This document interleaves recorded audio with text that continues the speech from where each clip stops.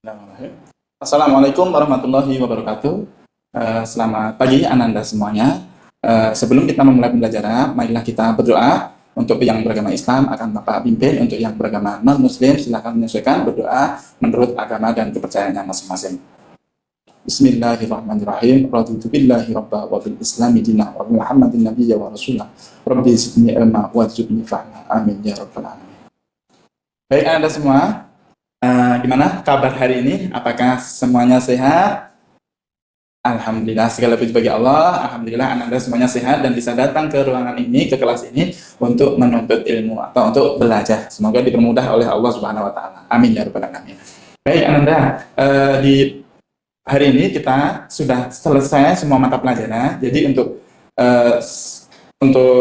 sesi kali ini, nah karena Bapak baru pertama kali berada di ruangan ini mengajar Ananda, belajar bersama Ananda, makanya izinkan Bapak untuk memperkenalkan diri. Baik, nama lengkap Bapak adalah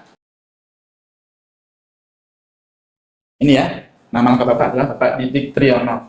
Nah, kemudian Ananda bisa memanggil Bapak dengan nama Pak Didik, ya, karena Bapak terbiasa dipanggil Pak Didik. Kemudian Bapak untuk pendidikannya dulu pernah belajar kuliah di Universitas 11 Maret Surakarta, dan sekarang ini Bapak mengajar mata pelajaran matematika di SMK SMP Ibadah.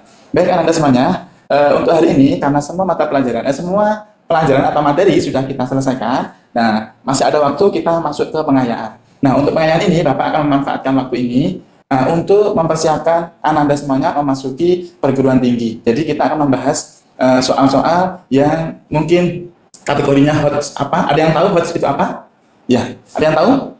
Hot itu high order thinking skill. Jadi dalam soal untuk memasuki perguruan tinggi atau UTBK biasanya disebut. Nah, itu nanti soal-soalnya itu tidak seperti soal biasa yang kita kerjakan, tidak soal rutin. Jadi soalnya adalah hot. Hot itu untuk menyelesaikannya kita harus berpikir kritis, bernalar kritis, kemudian bisa menganalisis, kemudian bisa mengevaluasi. Maka untuk itu hari ini kita akan memulai mencoba membahas ya dua soal yang sudah Bapak siapkan yang kategorinya hot. Baik Ananda, langsung saja kita membahas soal yang pertama.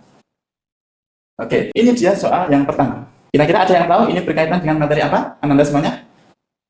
Iya, betul sekali, Budi. Nah, ini ada Fx, ada Qx yang berarti berkaitan dengan materi fungsi. Terkhusus ini ada F2 kali I2, berarti ada operasi fungsi. Nah, yang ditanyakan itu kalian diminta untuk memutuskan, menganalisa apakah pernyataan 1 dan 2 yang diberikan, ini 1 dan 2 ini, dia cukup untuk menjawab pertanyaan yang apakah F2 kali I2 itu kurang dari 0, gitu.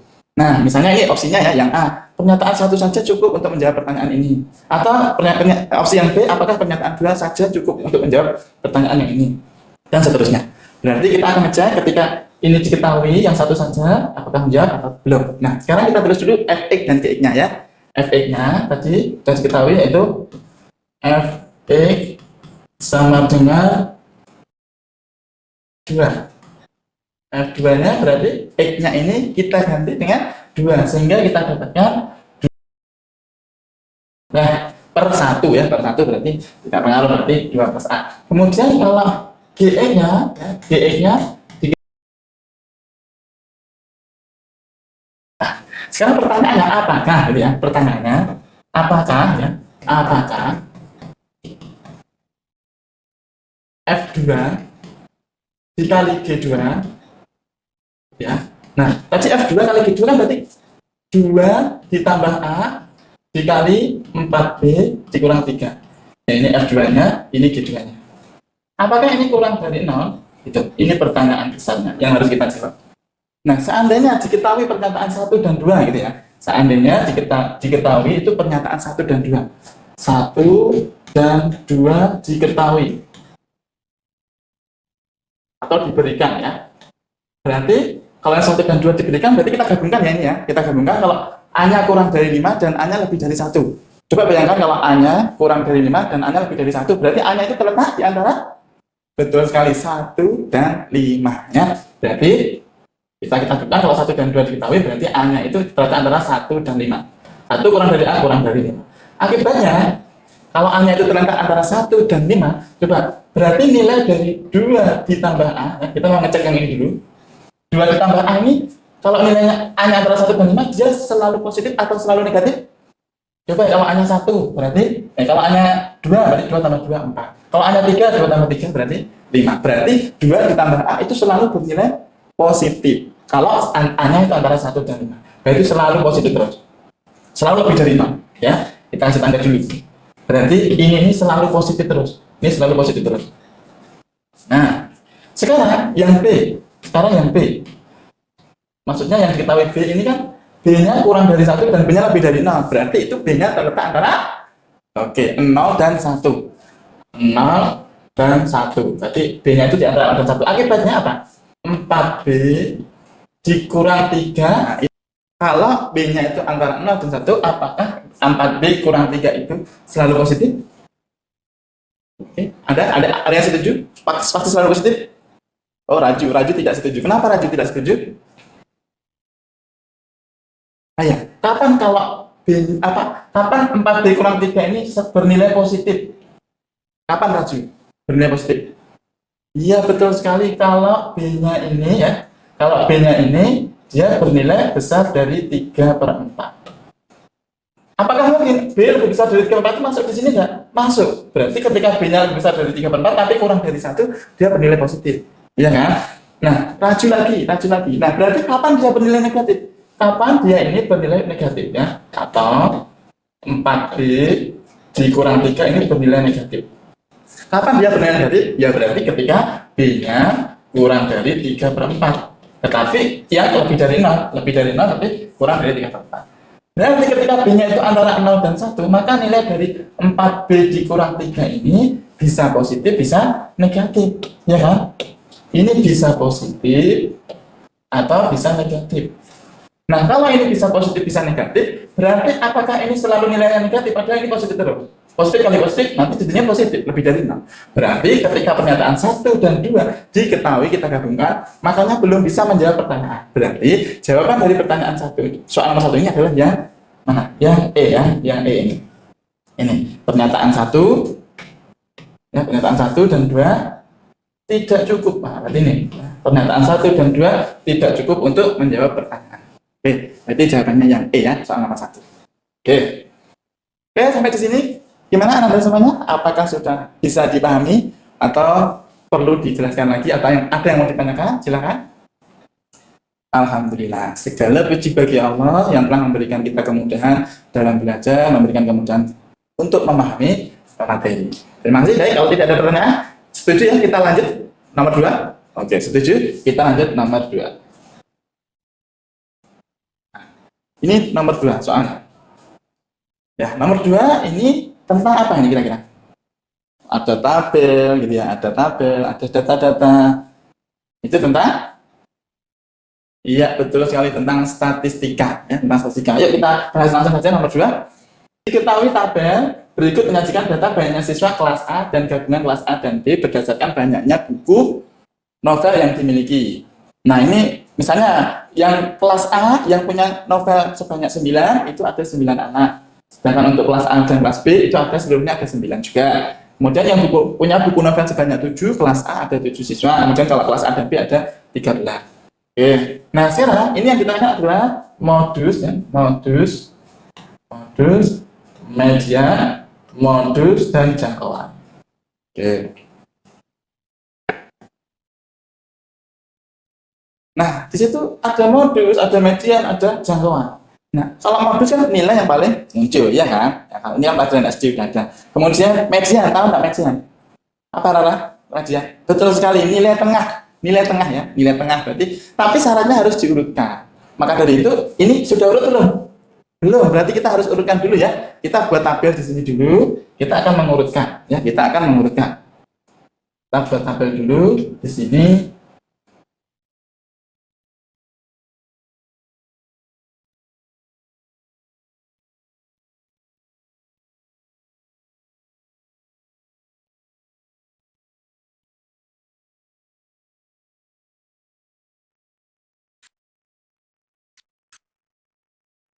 Oke, sekarang Bapak sudah buatkan tabelnya. Nah, kita isi sekarang ya. Yang novel ini kan belum urutnya. Kita urutkan dari yang terkecil yaitu 3, 5. Ini adalah data setelah kita urutkan ya. Ini adalah data setelah kita urutkan. Nah, sekarang ini masih Bapak masih kosong ini yang B. Berarti ini yang punya novel 3 kelas A ada 3 siswa. Yang kelas A ditambah B berarti ada 10. Berarti kelas B-nya berapa anak yang punya novel 3? Ya, betul sekali 7. Berarti di sini 7. Caranya yaitu 10 kurangi 3 kan ya. Berarti ini. Nah, sekarang jumlah siswa kita hitung jumlah siswa A. Jumlah siswa A. Kenapa kita hitung? Karena median itu berhubungan dengan jumlah siswa. Jumlah siswanya genap atau ganjil gitu ya. Berarti di sini kita jumlah 8, 14, 21 berarti 30. Yang kelas B 15, 24 sama 30. Berarti totalnya semuanya ada 60. Oke. Baik Anda untuk untuk mengetes atau mengoreksi satu persatu, menganalisis satu persatu. Kan di sini berapakah pernyataan berikut yang bernilai benar? Jadi dari 4 pernyataan ini ada berapa pernyataan yang bernilai benar? Kita cek dulu. Nah, sekarang nomor satu ya. Apakah modus banyaknya buku novel yang dimiliki kelas B lebih besar dari modus kelas A? Cara kita nyari modus ya, modus dari kelas A. Modus kelas A berarti cari frekuensinya yang paling besar, yaitu 9, berarti modus kelas A 9. Kemudian modus dari kelas B. Modus kelas B berapa ya? Berapa? Oke, betul sekali, ini 9 yang paling besar berarti modusnya 6. Kesimpulannya apa? Modus B lebih kecil ya, modus B ini lebih kecil dari modus A. Nah, berarti pernyataan satu salah ya, karena modus B lebih besar. Berarti pernyataan satu ini adalah salah. Salah. Baik, yang kedua sekarang. Median banyaknya buku novel yang dimiliki siswa kelas B lebih kecil daripada modusnya. Berarti kita nyari median kelas B dan modusnya. Modusnya sudah dicari ya, tadi modus B itu adalah 6. Kemudian kalau median dari kelas B. Oke, median karena kelas B itu jumlah siswanya ada berapa? 30, berarti seandainya 30 siswa itu dibariskan, adakah siswa yang paling tengah?